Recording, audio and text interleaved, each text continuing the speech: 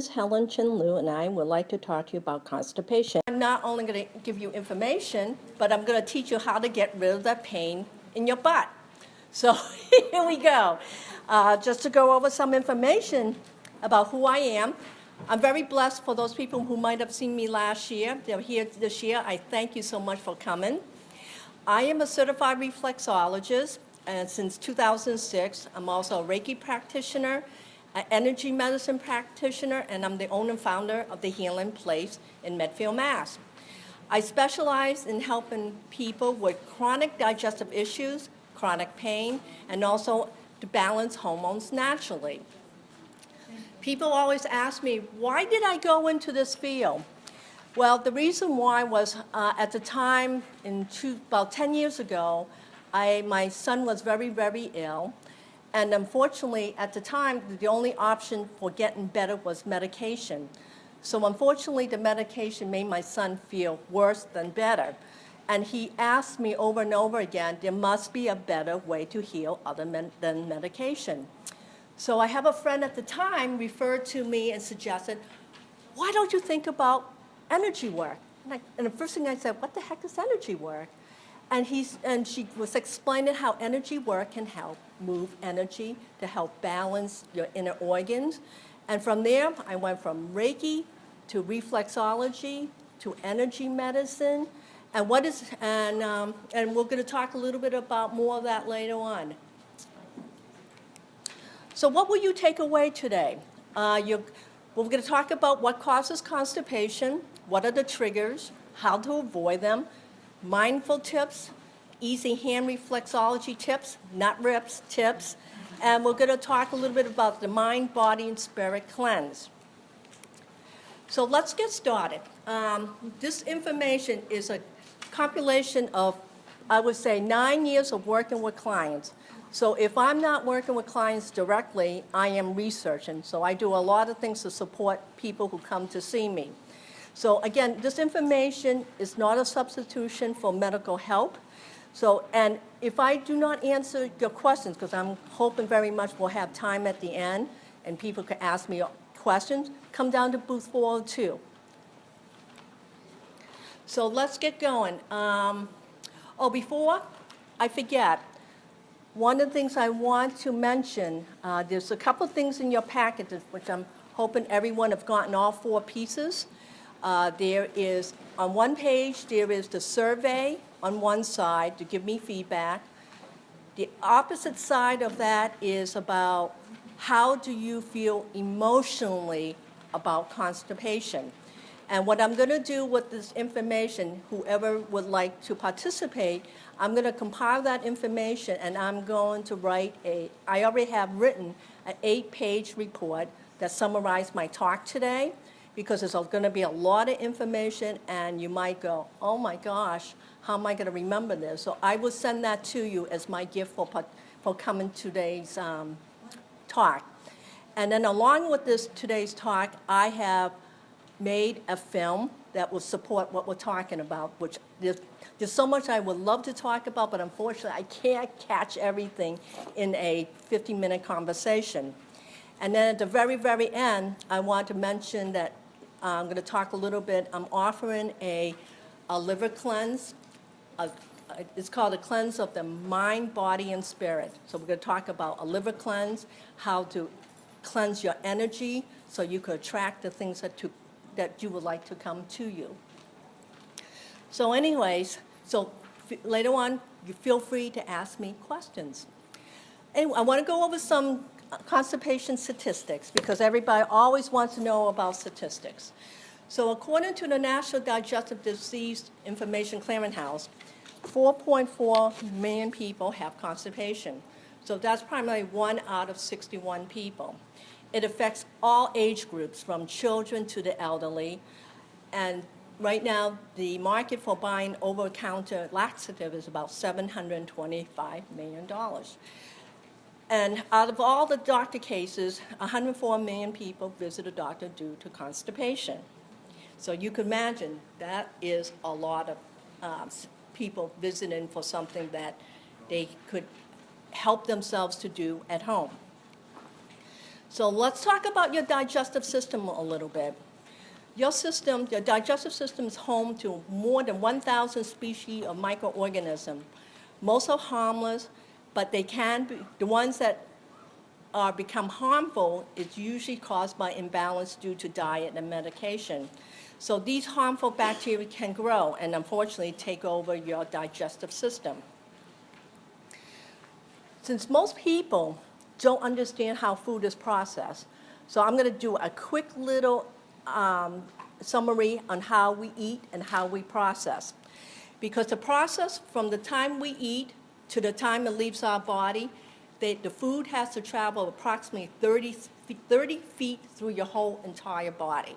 So you can imagine from here to all the way from your mouth to your colon area, it takes quite a bit of a time to get from one end to the other. No pun intended. So ingestion. So your digestion starts in your mouth. Do you remember when your mom used to say, you need to chew 40 times, some ridiculous amount of times to chew before you swallow? Did anyone's mom never said that to them? And most of the time, moms would say that to you because, A, they think of you, they're afraid you're going to choke. And I'm like, I know how to eat. But digestion, believe it or not, starts in your mouth. As your saliva is mixed with the food, your saliva contains digestive enzymes. So the more you chew, the finer you chew, the quicker your body will be able to absorb the nutrients. So once it goes from your mouth, it travels all the way down, it hits your gut. And then all of a sudden your stomach does its work by breaking down the foods and turn it into nutrients that will be absorbed in your small intestines. So once it hits your stomach, it travels another probably about 20 feet. So going from the small intestines, and then eventually it will leave your small intestines, and any particles that have not been absorbed will travel up into your large intestines, and then eventually out of the body. So, and then, of course, we're so happy when that happens. So as the food is being chewed, it hits your stomach. Your stomach develops hydrochloric acid, HCl. When I first saw the HCl, I thought, wow, they're using my initials. I must be a hot and spicy thing. Who knew? So once it hits your stomach, the food starts to break down even further. And one of the things that is really important about HCl is we have to have enough acids to break down foods. And so what happens a lot of time as people go for the antacids, what happens with the antacids, it lowers your HCl. So all of a sudden, it becomes a vicious cycle, and you're starting to feel bloated, gassy. And what happened with the bloated and gassiness is because more times than not, you don't have enough HCl. And we're going to go into a little bit what causes the imbalance. So another important thing about the HCl, it kills pathogens and bacteria. So your stomach is doing a lot of work. If all of a sudden you catch a bug, a cold bug, virus bug, your HCl is doing this job by killing the stuff in there. So when you have poor stomach function, what happens a lot of times, the food is sitting and fermenting. So can you imagine like as though you're making pickles? Well, not that too many people make pickles or kimchi at home, but your stomach is doing the same thing. It's fermenting instead of breaking down. So this fermentation produces the actual gas that you're feeling, the bloatedness. And a good indicator, you know your stomach is not working. 2 hours after your meal, you're burping and you're still tasting the food. I forget what my son calls it. It's like having a second meal. And I'm like, okay, dear. So when you're tasting that food, that is an indicator the food is still sitting there versus processing and being pushed down into your small intestines. So one of the things that I'm going to talk a little bit is about your liver that helps with the breakdown of cleaning your body. First of all, is the biggest organ in your body. It helps you to digest and absorb and process food. So the main function of the liver is to filter blood coming from your digestive system. It detoxifies chemicals. So people ask me all the time when they're doing a detox, for example, will this eliminate my medication intake? Well, it does not eliminate or cancel out medication. What it will do is whatever's residue out of the medication, your liver is helping to process the residue and out it goes. So what it does is secretes bile back into your intestine to help break down the fatty foods. And it also helps your liver makes protein for blood clotting. So if your liver is not functioning well, because again, this is another one of those organs that works 24/7. And all of a sudden you're feeling this, your stomach feels bloated. You've got this weight in your belly that you can't seem to get rid of. And then all of a sudden you're eating fatty food and you're holding onto your gut. Your liver is not doing what it's supposed to do. So most of the time, this is where you experience acid and heartburn and acid reflux because of your liver. And then, for example, for those people, has everyone heard of what fatty liver is? Do you know what it is? Just to give you a quick idea what fatty liver is your liver is constantly, first of all toxins adhere to your fat cells. That's your first line of defense. And once it saturates your fat cells, the toxins will start to adhere to your organs. So when you have a fatty liver, what happens more times than not, that your liver has saturated its capability of breaking down toxins. And all of a sudden, the liver starts to break down. So that's where the expression fatty liver comes from. So when I hear people talk about having fatty liver, I said, this is not good. You cannot take it lightly because all of a sudden your body is not capable of breaking down toxins anymore. So now to get to the poops. So what are bowel movements? Well, the end result is nutrients from taking the calories, the nutrients out of the food we eat and converting them into energy. So by having the right food, we have energy to carry us through the day. So the food we eat, the fiber, and water. And then what you see in the toilet, it's leftover what your stomach and your intestines cannot process. So that is good. Okay, I'm going to ask a quick question. This always amazes me. So how long does it take before food comes out as poop? Okay, now we have 12 hours. Who believes you could do it in 12 hours? All right. Who believes 1 to 3 days? Okay, it's a good sign. Depends on how good things are. Well, it all depends how things move in general. In general, how quickly you process food. And who believes 1 week or more? Okay. So the general answer is 1 to 3 days. Some people could do it in 12 hours. And again, as this woman said, it all depends on what we eat. The color of poops, it comes in various, sometimes rainbow colors, depending on what you eat. Well, the time that you need to be concerned is if it's black.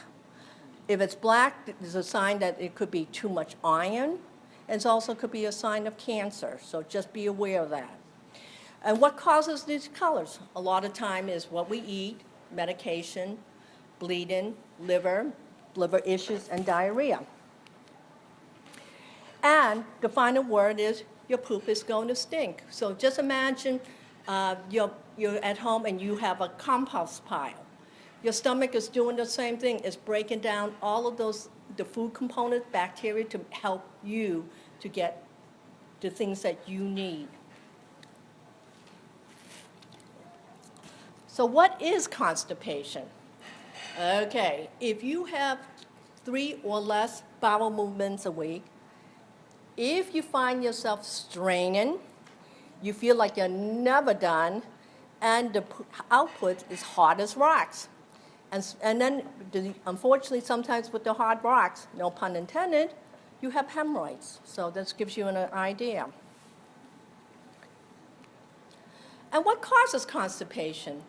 Most of the time it's diet related, medication. You'd be surprised, I read and researched there's more than 150 over-the-counter medications that can cause constipation. So if you take painkillers, supplements, antacids, blood pressure medicine, allergy, antidepressant. Health conditions, some of these could be if you have a thyroid condition, diabetes, IBS. Stress is probably one of the biggest culprits in terms of constipation. And there's laxative overuse, and then which causes these hard encrusted fecal matter, which is not fun. Today's diet. This is one I figure I talk a little bit about this. Most of us eat, especially the younger generation, eat too much refined foods. Did you realize, this really boggles my mind, I was researching this yesterday, in the first time of our American history, there are more people that will go out to eat than cook at home. I was really astonished, because maybe I'm old-fashioned, because I'm only once removed from the old world. I still cook pretty much every single day. When I read that, because people now have become so busy, they don't have time, they don't want to, and a lot of times people don't know how to cook. Just a quick story. My son, when he was in elementary school, they come home and say, we're doing consumer science. I go, what the heck is consumer science? Well, they're teaching us how to open up packages, mix water, and put food in to cook in the microwave. I said, are you kidding me? Are you kidding me? Consumer science? Okay. So you get my drift for those people who don't know. And I'm not, it's not negative, but for some people. So, and another thing that we're doing today is we're eating way too much sugar. Sugar today, as I will go into just a little bit, is hidden in everything, especially if you eat a lot of processed foods. Our diet today is too acidy, so instead of alkaline. The body wants to be, and this will be in your package, this alkaline list. Our body really wants to be at a pH level of 7.0. So the thing is, most of us, because we're eating on a run, have a tendency to eat a very acidy diet.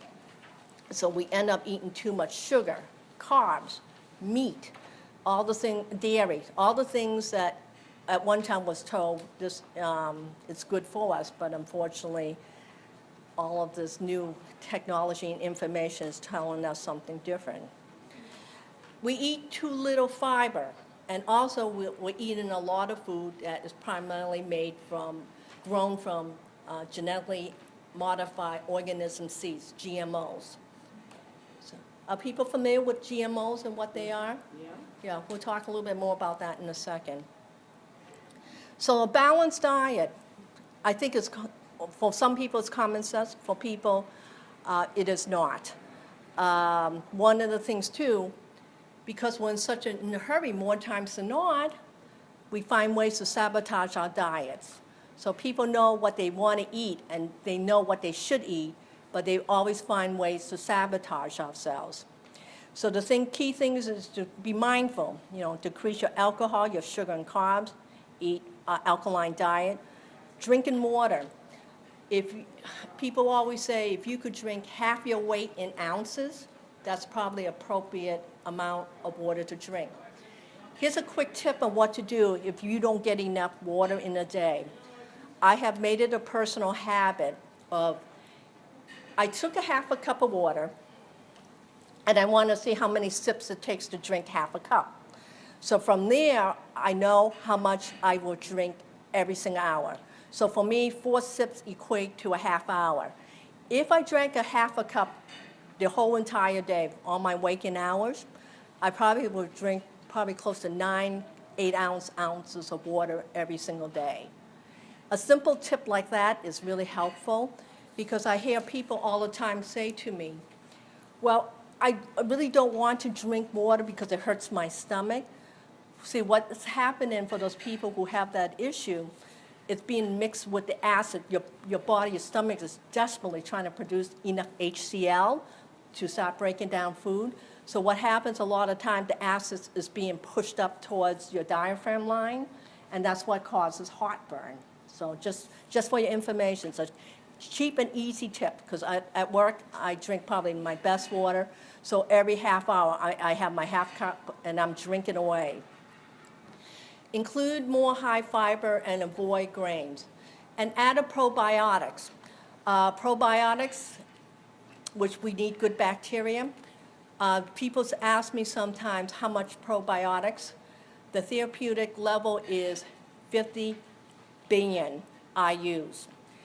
And some people ask me, well, should I stay on the same probiotics all the time? What people don't know is you need to mix up your probiotics. And the reason why is it's like when you go to exercise, if you do the same exercise routine year in and year out, you notice your body's not responding anymore. Probiotics is the same way. You've got to mix it up. So every 3-4 months, you buy another brand because it will introduce new bacteria in your gut. Okay. How does sugar affect your digestion? Well, first of all, it's a breeding ground for bad bacteria, and it can inhibit the good bacteria. Unfortunately, more times than not, the sugar will feed if you have yeast in your body. I mean, we all have yeast, everybody, I don't care. There's also airborne yeast that we're constantly inhaling through our nose. And as the yeast are in all of our organs, especially in our digestive tract, we want to keep them to the minimum, because if they start to take over the body, this is where most digestive issue is caused. So again, the sugar will, because of the yeast, this is where a lot of the bloating and gases happens, and it could cause ulcer and eventually leaky gut syndrome. And how leaky gut syndrome becomes the case is if your body is so inflamed, your small intestines are going to have a really difficult time in absorbing nutrients. Hi, come on in. So how much sugar should we have? This is the part that always, you would think I kick people in the butt, no pun intended, when I tell them how much sugar we should have. So this, when you see a combine of natural and added sugar, this is really important. Women should have 6 teaspoons. So a gram is 5 grams equal to 1 teaspoon. Okay, so women should have 30 grams a day. It's suggested. If you go out of that craziness, that's something that will be on your conscience. Men should have 9 teaspoons or 45 grams a day.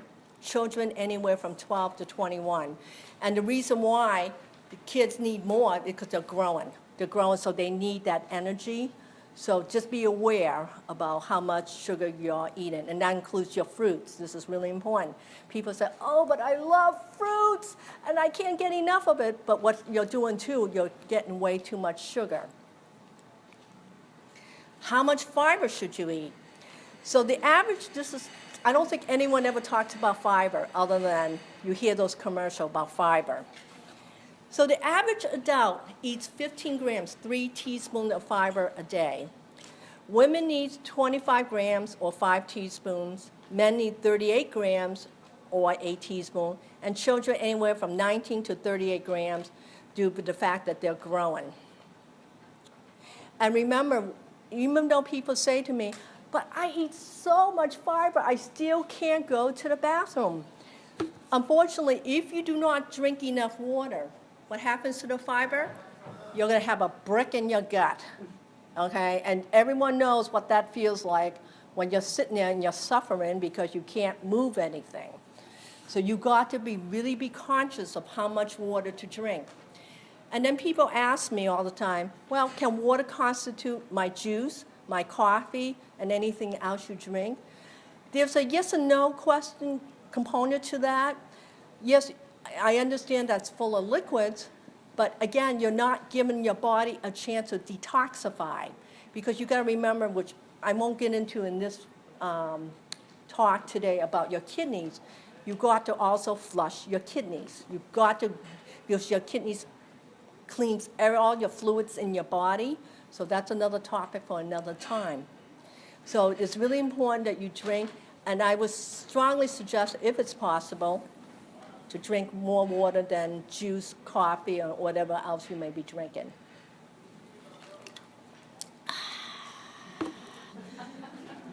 Okay. Is everyone with me? Is this, I'm hoping that this information is a loaded amount of information. One of the cool things yesterday, a woman came up to me who's come, she may be here today, forgive me if I don't recognize your face. She says to me, I just love your talks, it's just full of substance. Because I always feel like if you're going to come and listen to me talk, you're going to walk away with a wealth of knowledge, and hopefully you can incorporate it into your day. So GMOs, our favorite GMOs. Since 1990s, this is one of the big market for genetically engineering different seeds for primarily to feed the masses, for transportation, to grow more crops in a smaller area. And unfortunately, the foods that we're eating do not have the nutrients of, I'm going to say when I was a kid, back in the 60s.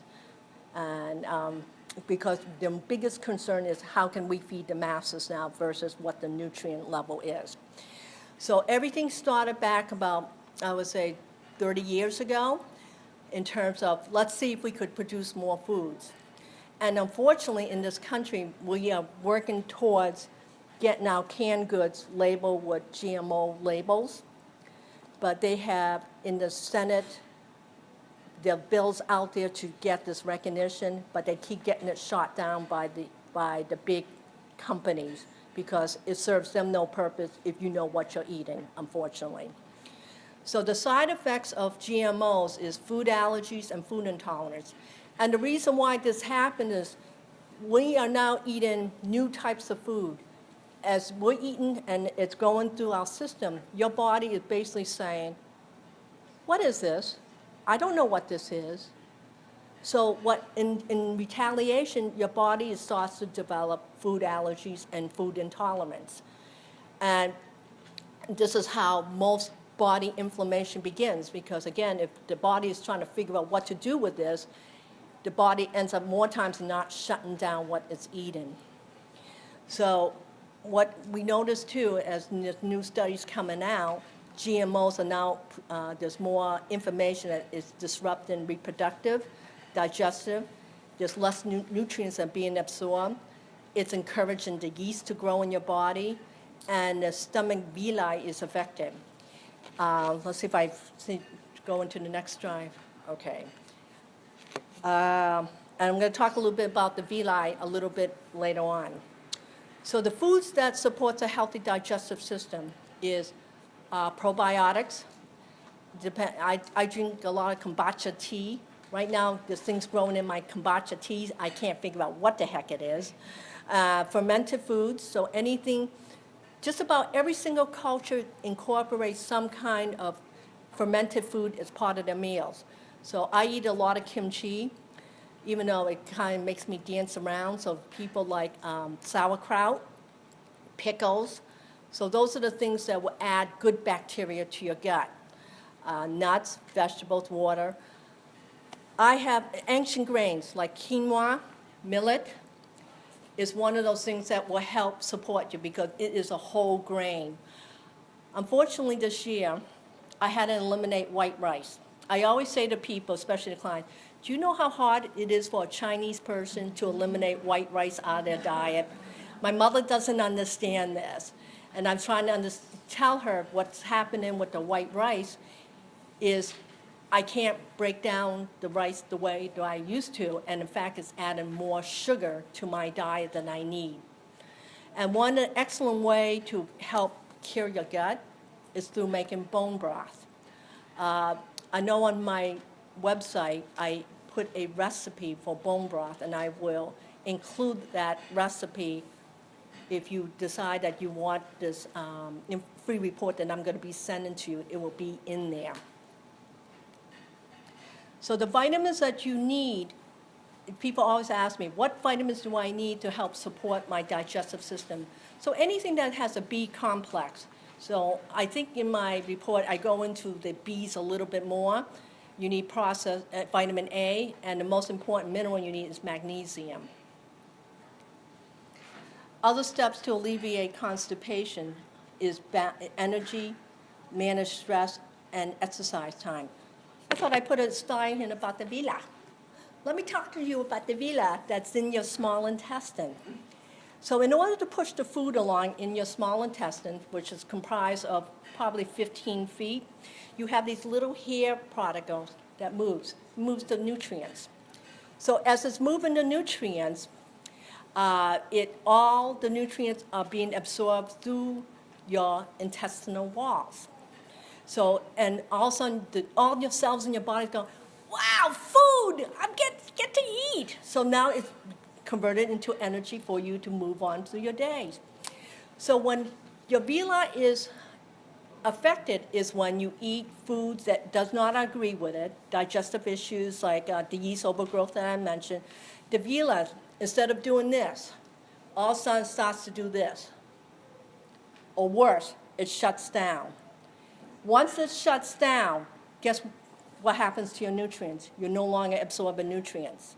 This is when leaky gut begins. So everything is shut down, and constipation usually happens around then because your system is no longer processing the small foods anymore. It's trying to push it out to the other end. Example, my son was telling me, my son is an EMT, he delivered someone to the hospital this week. She has not taken a poop in 2 whole weeks. It has backed up so bad that she fainted. She fainted because the toxins are being reabsorbed in her system. So I'm like, oh my gosh, that poor person. And of course I'm saying to my son, let me teach you some reflexology tips that you could do on the poor woman while she's lying there. And he said, that's not part of my deal, Mom. And I said, oh, babe, I want so much to help. So that just gives you an idea about your food. But there's other ways you could alleviate constipation, is learning how to balance your energy, manage your stress, and exercise time. So the mind and body and spirit cleanse, which I am going to give in January, is an 8-part program that will help you to clean out your body.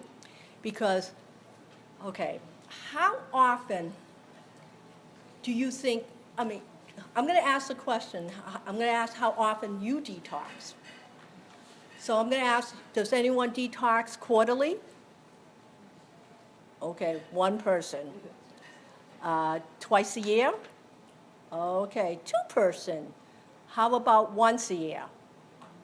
Okay, that's 5 out of, I'm going to say, about 30 people that does any type of detoxing. Why do you need to detox? You got to give your organs a rest. Because one of the great things that I do a lot at home, I drink smoothies. That's part of my detoxing, which we're going to go into. When you come to the booth, I'm going to give you more information. I can't go into a lot of details now. When you drink smoothies, for example, you're really eating something that's in a, I would call, pre-digestive stage. So as you're drinking this, your HCl is going, oh, I don't have to work. So it drops down in from your stomach, and all that food is being absorbed through your small intestines very quickly. So it is really so important to detox. I love the idea of doing it quarterly. Can I do it quarterly? No. So I'm happy with once a year.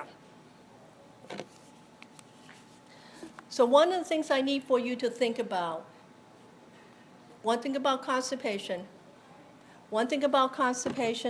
I want you to think about, you got to be proactive. You got to really think about your grocery list. You don't shop when you're hungry. Learn to read labels. Eat a more alkaline diet. Know where your food comes from. Eat, this is a formula, eat as many vegetables than fruit.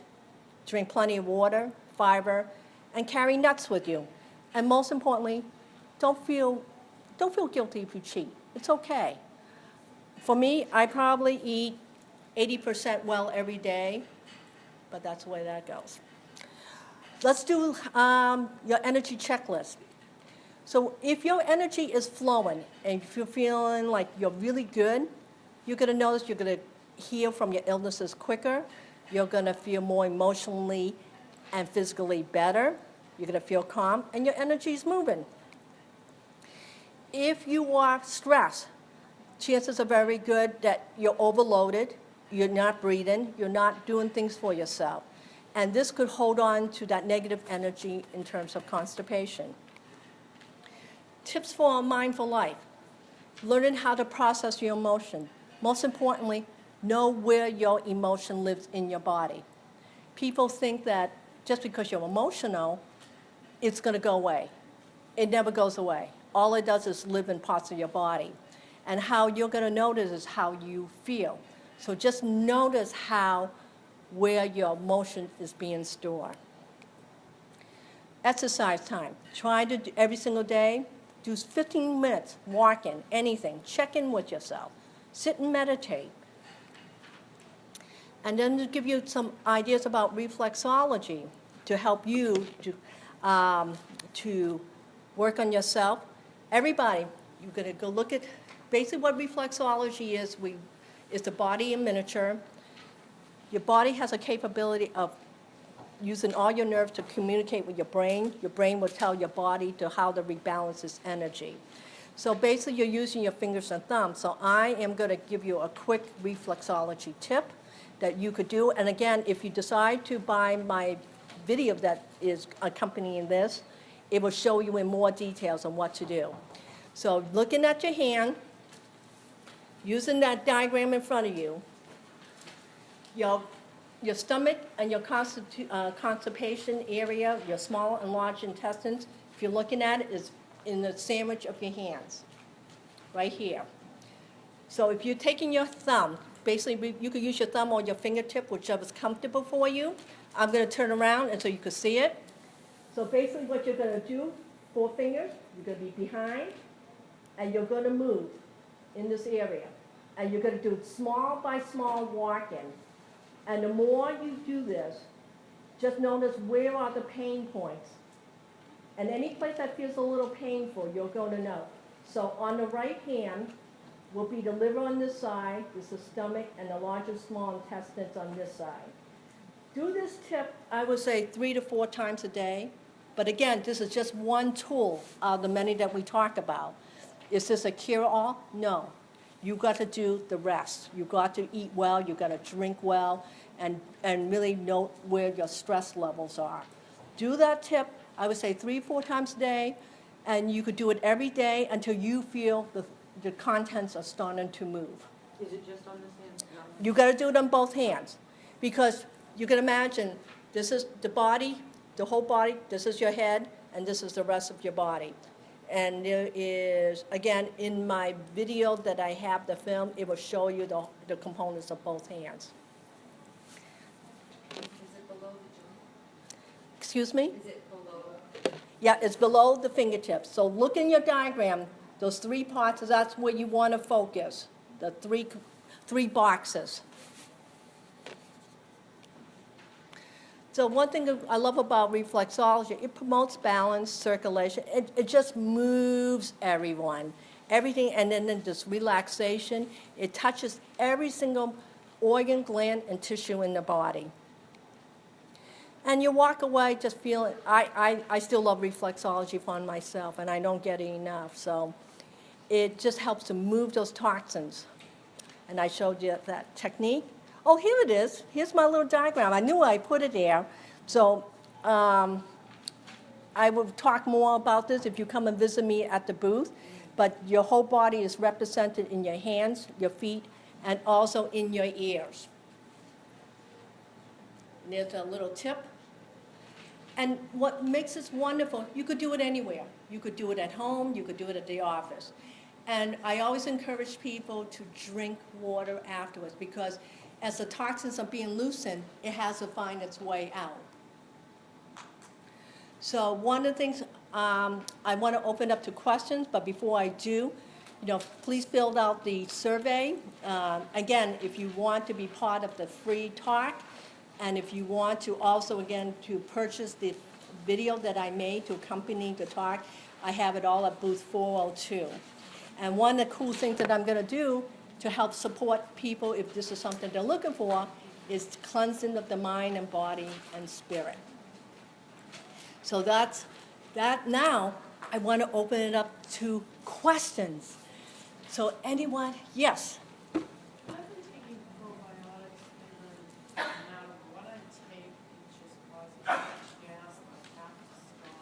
And they keep saying in the books, well, you can get through the first couple of weeks and it'll go away. Switch. Switch to something else.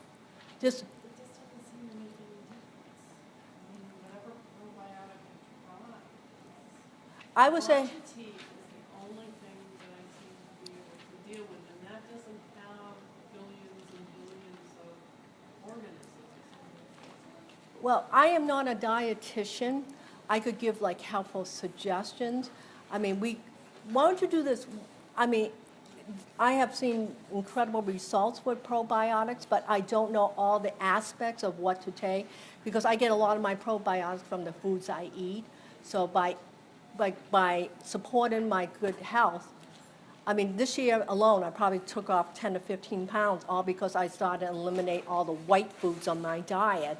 And I've eliminated the white rice. And I noticed that I can eat, and what's really important is I can now burn calories. I used to store calories. I couldn't burn anything. So, you know, try different foods, try different things. Anyone else? You talk about nuts, what kind do you want to see? Some nuts, I usually eat, I'm a big fan of almonds. Walnuts are supposed to be very good for digestion too. Brazil nuts, the big giant nuts, gives you so much nutrients, but I'm not a big Brazil nut eater, so I do like almonds. It can't be chocolate covered. Sorry, honey, you can't have your sugar too. Sorry, honey. They say that the higher the dark chocolate is, the less sugar. So if you don't mind, well, you know, 80, yeah, it's kind of bitter, but unfortunately, if you notice, most people will eat milk chocolate because they're really after the sugar more than which there's very little nutrition value in that. And cocoa, like here on the list, cocoa has like a lot of acidity, and then cocoa is another charge. Well, again, you've got to learn what is moderation. If you're sitting there eating a cup of cocoa, but what are you putting in the cocoa? Are you putting sugar on top of No, put some milk, let's say almond almond milk. milk? I have never heard anyone who have had cocoa issue, so that's something that I'll probably have to learn a little bit more about. I don't know anyone have cocoa issues in terms of eating cocoa or drinking cocoa. Cravings? Yeah, cravings. Yeah, I don't know. You're the first one. Thinking, like how to balance stuff. It's not, I don't have issues, but I'm just thinking, since it's acidity less, very acidity. A lot of this is judgment. The cocoa, actually, the chocolate has magnesium. Is what? It has magnesium. Magnesium? So before we have our periods, a lot of women choose chocolate because That's they right. need magnesium. Oh, I did not know that. That's why you have to. Could you repeat that? Yeah. Magnesium is what chocolate has. So before our periods, women are choosing chocolate. It's better, but I will still stay.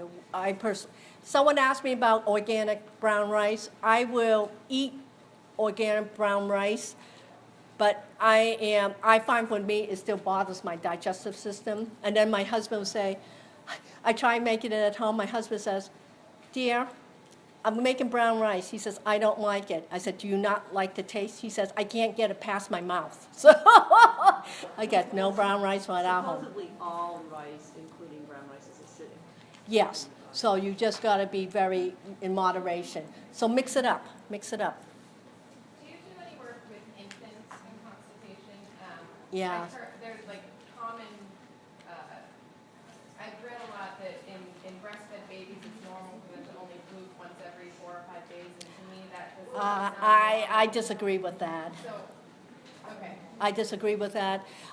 There are, Suggestions for how to change what? you know, believe it or not, But I'm just wondering for the, this tip will work on babies too. And I usually do with babies, I do it on their feet.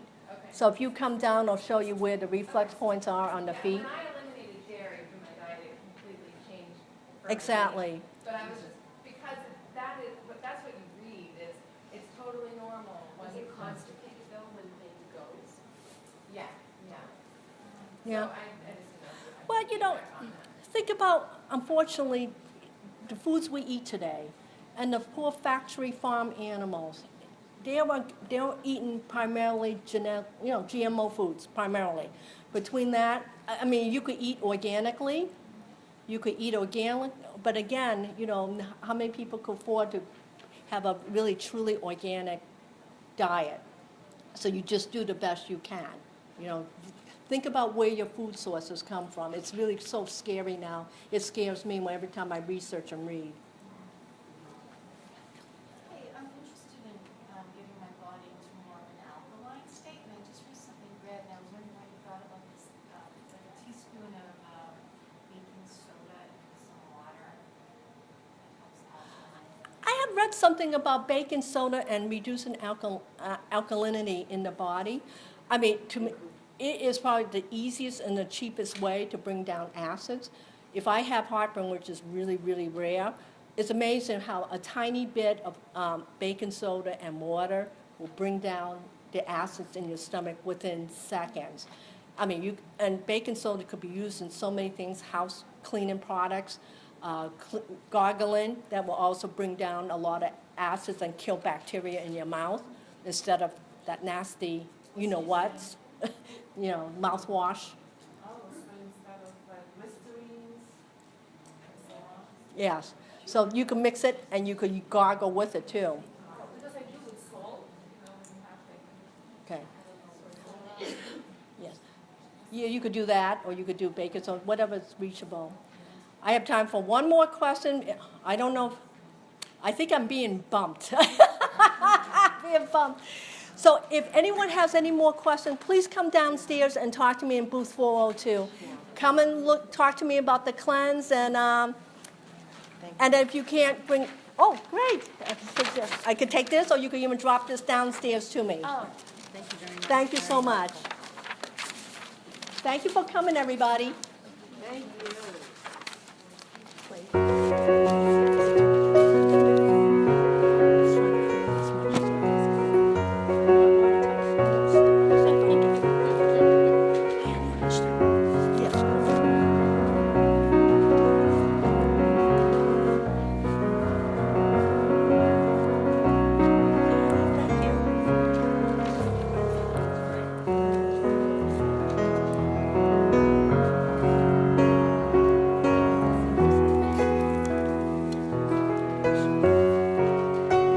Thank you. Come down and see me later.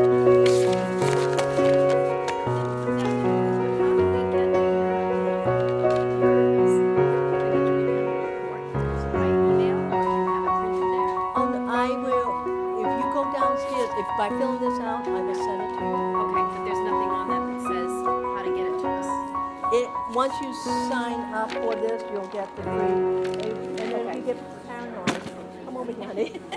You could fill out a raffle downstairs too. Okay, no, I will do that. I'm gonna go, but I was just curious. Thank you, hon. Thank you so much for coming. I'll need that. Okay, I thank hope it you. was helpful to you. I'm going to make an appointment to see you. I live close to Medfield, and I'm having all these bad health. Come downstairs and talk to me, only because they're going to kick me out of the room. And When are you going to be at your booth? as soon as I collect this and pack up. And you'll be there all day? Yeah. Why don't I take the whole thing? Okay. Thank you, honey. I hope it was good for you. Thank you. Hi, honey. Hi, do we have to put the information here, or when we fill out that raffle, that's how you're going to give us the information? Thank you, hon. You're wonderful. Thank you. I hope it was helpful to Yes, you. it was.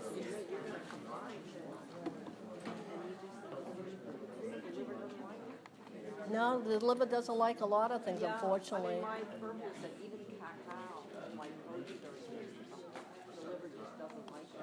Well, I mean, it's better than probably anything else. but it's part of retaliation. It's getting to the point where the body, just because, again, the foods we eat today is just awful.